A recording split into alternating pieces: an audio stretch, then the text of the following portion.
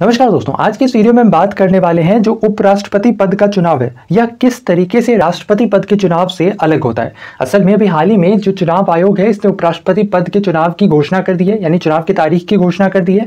तो ऐसे कंडीशन में आपको पता होना चाहिए कि जो उपराष्ट्रपति का चुनाव है वो कैसे डिफरेंट है राष्ट्रपति के चुनाव से।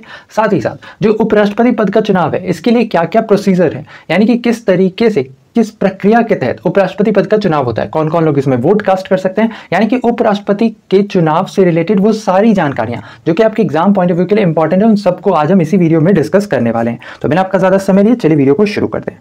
सबसे पहले बात करते हैं चर्चा में क्यों है। असल में अभी हाल ही में चुनाव आयोग ने उपराष्ट्रपति पद के चुनाव की तारीख की घोषणा कर दी है और उपराष्ट्रपति पद का जो चुनाव होना है यह 6 अगस्त को आयोजित किया जाना है। इसके साथ ही साथ इस चुनाव के अंतर्गत दोनों ही पार्टियां यानी कि सत्ता पक्ष और विपक्ष दोनों ने ही अपने उम्मीदवार खड़ा किए हैं। जहां सत्ता पक्ष की ओर से यानी कि एनडीए की तरफ से बंगाल के राज्यपाल जगदीप धनखड़ को उम्मीदवार बनाया गया है, जबकि विपक्ष की तरफ से पूर्व केंद्रीय मंत्री मार्गरेट अल्वा को उपराष्ट्रपति का उम्मीदवार बनाया गया है।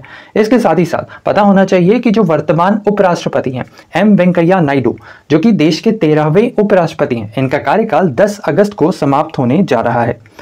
इसके साथ ही साथ आइए जानते हैं जो अपने देश में उपराष्ट्रपति पद का चुनाव है यह क्यों जरूरी है। असल में हमारे देश के संविधान के अनुसार उपराष्ट्रपति का चुनाव इसलिए भी जरूरी है क्योंकि जो उपराष्ट्रपति होता है यह राज्यसभा का सभापति होता है।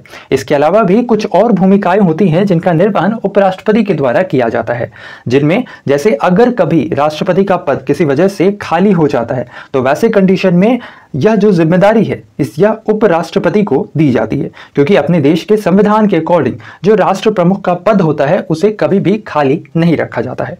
इसके साथ ही साथ देश के प्रोटोकॉल के हिसाब से जो हायरार्की सेट की गई है, इस हायरार्की के अंतर्गत सबसे ऊपर राष्ट्रपति होते हैं, इसके बाद उपराष्ट्रपति और इसके बाद प्रधानमंत्री आते हैं। इसके अलावा आइए जानते हैं उपराष्ट्रपति पद के लिए पात्रता क्या है, यानी एलिजिबिलिटी क्या है। इसके अंतर्गत सबसे पहले उस व्यक्ति को भारत का नागरिक होना होता है, साथ ही साथ वो 35 वर्ष की आयु पूरी कर चुका हो। इसके अलावा वह राज्यसभा के लिए चुने जाने की योग्यताओं को पूरा करता हो। इसके साथ ही साथ उसे उस राज्य या फिर संघ राज्य क्षेत्र में संसदीय निर्वाचन क्षेत्र का मतदाता भी होना चाहिए। इसके साथ ही साथ वह किसी भी लाभ यानी किसी भी प्रकार का कोई भी लाभ का पद धारण नहीं करता हो। तो मेनली ये 5 एलिजिबिलिटी क्राइटेरिया हैं उपराष्ट्रपति पद के लिए। इसके साथ ही साथ जो उपराष्ट्रपति का चुनाव होता है इसे लड़ने के लिए उम्मीदवार को 15,000 रुपए जमा कराने होते हैं। असल में ये जो 15,000 रुपए हैं ये एक जमानत राशि के तौर पर होती है, यानी कि अगर आप चुनाव हार जाते हो या फिर आपको ओवरऑल चुनाव के अंतर्गत 1/6 वोट भी नहीं मिल पाता है तो वैसे कंडीशन में आपकी राशि जब्त कर ली जाती है। कई दफा यह टर्म सुनने को मिलता है कि जमानत जब्त कर ली गई है, तो ये वही राशि होती है जो आपने इलेक्शन कंटेस्ट करने के लिए जमा कराई होती है। इसके साथ ही साथ जानते हैं कितने दिनों में उपराष्ट्रपति का चुनाव हो जाना चाहिए।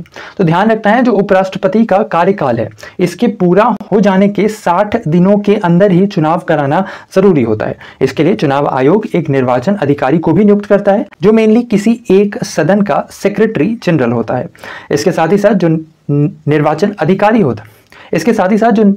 अधिकारी होता है यह चुनाव को लेकर एक पब्लिक नोटिस जारी करता है जिसके अंतर्गत चुनाव की तारीख, इसके साथ ही साथ उम्मीदवारों के नामांकन की तारीख, नामांकन की अंतिम तारीख, ये सारी चीजें मेनली उस नोटिस में मेंशन होती है।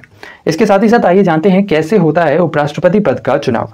संविधान के अनुच्छेद 66 के अंतर्गत जो उपराष्ट्रपति पद का चुनाव है इसका संपूर्ण ब्यौरा आपको मिल जाएगा, यानी कि क्या प्रोसेस है वो आपको पूरी तरीके से इसमें मिल जाएगा। इसके अंतर्गत असल में यह जो उपराष्ट्रपति पद का चुनाव है यह एक इनडायरेक्ट इलेक्शन होता है, यानी इसमें हम लोग डायरेक्टली पार्टिसिपेट नहीं करते बल्कि हमारे द्वारा चुने गए रिप्रेजेंटेटिव इसके अंतर्गत पार्टिसिपेट करते हैं। इसके साथ ही साथ उपराष्ट्रपति पद के लिए पर्चा भरने के लिए उम्मीदवार को कम से कम 20 प्रस्तावक और साथ ही साथ 20 अनुमोदक दिखाना होता है, अनुमोदक यानी समर्थक के तौर पर। और साथ ही साथ ये जो 20 प्रस्तावक और जो 20 अनुमोदक होते हैं ये राज्यसभा और लोकसभा के सदस्य ही हो सकते हैं। इसके साथ ही साथ इस पद के लिए चुनाव लड़ने वाले व्यक्ति को संसद के किसी भी सदन का सदस्य नहीं होना होता है। अगर कोई सांसद इसके लिए चुनाव लड़ना चाहता है तो सबसे पहले उसे संसद की सदस्यता से इस्तीफा देना होगा।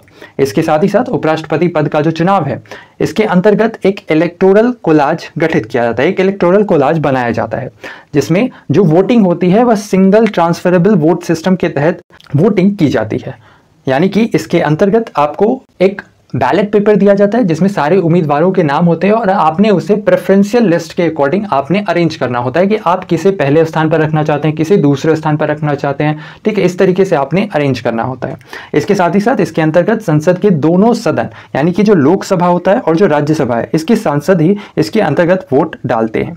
इसके अलावा आइए जानते हैं ये राष्ट्रपति चुनाव से किस तरीके से अलग है, यानी दोनों के बीच में मेनली डिफरेंसेस क्या हैं। असल में राष्ट्रपति चुनाव के अंतर्गत संसद के साथ विधायक भी मतदान करते हैं, जबकि उपराष्ट्रपति पद के चुनाव के अंतर्गत लोकसभा और राज्यसभा के सांसद ही केवल वोट कर सकते हैं।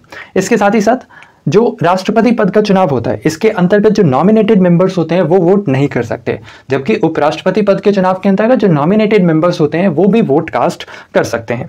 इसके साथ ही साथ जो उपराष्ट्रपति पद का चुनाव होता है, इसके अंतर्गत राज्यसभा के कुल 233 निर्वाचित सांसद और साथ ही साथ जो 12 नॉमिनेटेड मेंबर्स होते हैं वो भी इसके अंतर्गत वोट कास्ट करते हैं, और साथ ही साथ लोकसभा के कुल 543 सांसद इसके अंतर्गत वोट कास्ट करते हैं। हालांकि 2020 से पहले जो लोकसभा के अंतर्गत 2 नॉमिनेटेड मेंबर्स होते थे वो भी वोट कास्ट करते थे, बट आफ्टर 2020 जो लोकसभा के 2 मनोनीत सांसद होते थे, इसके पद को ही समाप्त कर दिया गया।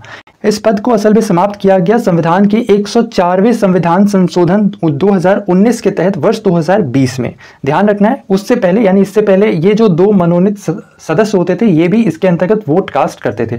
तो हो सकता है कहीं आपको ये 788 की जगह पर 790 मिल सकता है, लेकिन 790 कब था, ध्यान रखना ये 2020 से पहले था। लेकिन 2020 के बाद अब जो इलेक्शन होना है वाइस प्रेसिडेंट का, तो इसके अंतर्गत ये जो 2 मनोनीत सदस्य हैं ये इसके अंतर्गत होंगे ही नहीं, तो वोट कास्ट करने की बात ही नहीं आती है। ठीक है, यानी कि टोटल 788 जो सांसद है वो इसके अंतर्गत वोट कास्ट करेंगे। अच्छा, इसके साथ ही साथ अभी हाल ही में एक रिसेंट न्यूज़ भी आई है कि इस वाइस प्रेसिडेंट के इलेक्शन में इस बार टीएमसी यानी कि तृणमूल कांग्रेस पार्टिसिपेट नहीं करेगी। तो वैसे कंडीशन में आपने देखना है कि तृणमूल कांग्रेस के राज्यसभा में कितने एमपी हैं और साथ ही साथ लोकसभा में कितने हैं, उन दोनों ही को जोड़ करके टोटल में से लेस कर देना है। तो जितने सांसद बचेंगे वे ही सारे के सारे उपराष्ट्रपति पद के अंतर्गत वोटिंग करेंगे। इसके साथ ही साथ आइए जानते हैं इस चुनाव के अंतर्गत मतदान कैसे होता है। असल में इस चुनाव के अंतर्गत हर सदस्य का एक वोट होता है। वोट करने वाले व्यक्ति को अपनी पसंद के मुताबिक चुनाव में खड़े उम्मीदवारों को प्राथमिकता के आधार पर नंबर देना होता है। जैसे कि इसके अंतर्गत जो सांसद होते हैं उन्हें अपने पहली पसंद के उम्मीदवार को 1 और दूसरे पसंद के उम्मीदवार को 2, और इसी तरीके से अन्य प्रत्याशियों के आगे जो प्राथमिकता नंबर्स होती हैं वो आपने सेट करना होता है। ठीक है, जैसे सपोज करो टोटल 3 लोग इलेक्शन में खड़े हैं, ठीक है, A, B और C। अगर मैं चाहता हूं कि जो मेरा वोट है, यानी कि मैं अगर इन सभी को प्रेफरेंशियल लिस्ट के अकॉर्डिंग सेट करूं, तो मैं चाहता हूं कि जो मेरा वोट है वो B को जाए। अगर B नहीं जीतता है तो मेरा वोट चला जाए किसे, A को, तो A को मैंने सेकेंड पे रखा। अगर A भी नहीं जीतता है तो मेरा वोट चला जाए किसे, थर्ड को। ठीक है, तो इसी तरीके से मेनली इसे सेट करना होता है। साथ ही साथ ये भी ध्यान रखना है कि इसके अंतर्गत जो हम लोग नंबर्स लिखते हैं ये कभी भी ABC या फिर 1 2 3 करके हम लोग नहीं लिखते, इसे हमेशा रोमन फॉर्मेट में लिखना होता है। इसके साथ ही साथ इसे लिखने के लिए बाकायदा चुनाव आयोग की तरफ से एक खास पेन भी दी जाती है। इसके साथ ही साथ जानते हैं वोटों की गिनती कैसे की जाती है। असल में वोटिंग खत्म होने के बाद सबसे पहले एक कोटा तैयार किया जाता है। इसके अंतर्गत जितने सदस्य वोट डालते हैं उसकी संख्या को 2 से भाग देकर उसमें 1 जोड़ा जाता है। सपोज करो कि टोटल 787 सदस्यों ने वोट डाले, तो वैसे कंडीशन में इसे सबसे पहले हम लोग क्या करेंगे, इसे 2 से भाग देंगे। 2 से भाग देने के बाद हमारे पास रिजल्ट आएगा 393.50। ध्यान रखना है दशमलव के बाद के अंकों को इसमें काउंट नहीं किया जाता, यानी कि ओवरऑल जो हमारे पास संख्या निकल कर आया वो हुआ 393। इसमें अब क्या करते हैं, 1 जोड़ते हैं तो संख्या बढ़कर हुआ 394। अब ये जो 394 है, यानी कि चुनाव जीतने के लिए किसी भी उम्मीदवार को कम से कम 394 वोट मिलना जरूरी है। इसके साथ ही साथ ध्यान रखना है वोटिंग खत्म होने के बाद पहले राउंड की गिनती की जाती है। इसके अंतर्गत सबसे पहले यह देखा जाता है कि सभी उम्मीदवारों को पहली प्राथमिकता वाले कितने वोट मिले हैं। अगर पहली गिनती में ही किसी उम्मीदवार को जरूरी कोटे के बराबर या फिर उससे ज्यादा वोट मिलते हैं तो उसे विजेता घोषित कर दिया जाता है। अगर ऐसा नहीं होता तो एक बार फिर से गिनती की जाती है, और जब दोबारा गिनती की जाती है तो इसके अंतर्गत सबसे पहले उस उम्मीदवार को बाहर कर दिया जाता है जिसे सबसे कम वोट मिले होते हैं, लेकिन उस उम्मीदवार की पहली प्राथमिकता देने वाले वोट और साथ ही साथ दूसरी प्राथमिकता देने वाले वोट को ट्रांसफर कर दिया जाता है। इसके साथ ही साथ इन वोटों के मिल जाने से अगर किसी उम्मीदवार का जो मत कोटा है वो अगर बराबर या फिर उससे ज्यादा हो जाता है तो वैसे कंडीशन में उस उम्मीदवार को विजयी घोषित किया जाता है। अगर नहीं होता है तो यह प्रक्रिया तब तक चलती रहती है जब तक कि कोई एक उम्मीदवार निर्धारित कोटे को हासिल नहीं कर लेता। तो ये था किस तरीके से उपराष्ट्रपति पद का चुनाव होता है, क्या डिफरेंसेस है, ये सारी चीजें हमने इसके अंतर्गत देखी। इसके साथ ही साथ एक और बात ध्यान रखना है कि अगर कभी भी उपराष्ट्रपति या राष्ट्रपति के चुनाव में किसी भी प्रकार का कोई विवाद होता है तो वैसे कंडीशन में हमारे संविधान के अनुच्छेद 71 के तहत इस विवाद का फैसला देश का सर्वोच्च न्यायालय यानी कि माननीय सुप्रीम कोर्ट के द्वारा लिया जाएगा। तो इस तरीके से इस वीडियो में हमने देखा कि किस तरीके से उपराष्ट्रपति पद का चुनाव होता है, यानी कि उपराष्ट्रपति पद के चुनाव से रिलेटेड सारी जानकारियां हमने इस वीडियो के अंतर्गत देखी। उम्मीद करते हैं आज का हमारे वीडियो आपको इन्फॉर्मेटिव लगा होगा। वीडियो पसंद आया है तो वीडियो को लाइक शेयर, चैनल पर नए हैं तो सब्सक्राइब करना बिल्कुल ना भूलें। साथ ही साथ बगल में घंटी का आइकन है जिसे दबाकर आप हमारे चैनल से जुड़े सारे नोटिफिकेशन प्राप्त कर सकते हैं। तो ऐसे में आज के लिए इतना ही। अपना ख्याल रखें, स्वस्थ रहें, सुरक्षित रहें। आपसे फिर अगली वीडियो मुलाकात होगी, तब तक के लिए धन्यवाद।